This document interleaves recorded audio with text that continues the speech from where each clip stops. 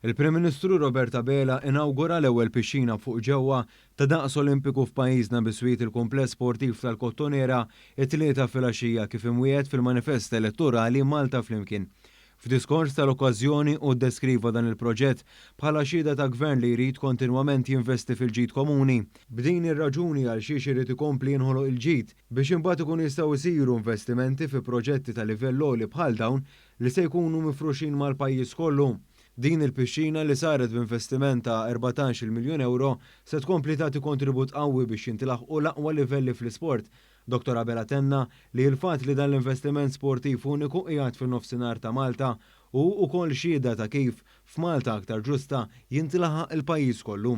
U tenna li meta dan il-proġett jaraw it-tfal tagħna jifhmu li mhux biss jistgħu jaspiraw daqs kull tifel u tifla minn pajjiż ieħor imma li dik l-aspirazzjoni jistgħu jilħquha.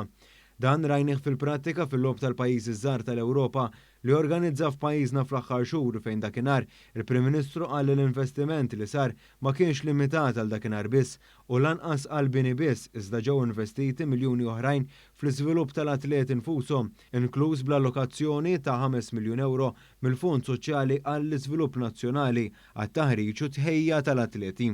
Il-pixxina ġdida imamra bl-aqwa teknoloġiji u tinkludi fost oħrajn numru ta' dressing rooms għall-atleti u l-uffiċjali, uffiċini, kmamar tal-kontroll, stand għall-ispettaturi u kmamar ħtiġijiet sanitarji. Is-saqaf tal-pixxina u magħmula apposta biex jikkumplementa swaru u mifrux fuq trafi tal-injam li għandhom tul ta' 44 metru. Id-daqs tal-pixxina ta' 5,000 metru kwadru jissodisfa r-rekwiżiti mill-Federazzjoni Internazzjonali tal-Awm u hija attrezzata b'impjant ta' tisħin tal-ilma u arja kundizzjonata. L-art tal-pixxina għandha wkoll funzjoni li parti mill-art tagħha titla' u tinżel biex il-coaches tal-Awm ikunu jistgħu jagħtu l-lezzjonijiet tagħhom fl-ilma stess fond differenti skont il-bżonn. Il-Prim Ministru kien akkumpanjat minn martu Dr. Lidja Abela, il-President ta' Special Olympics Malta.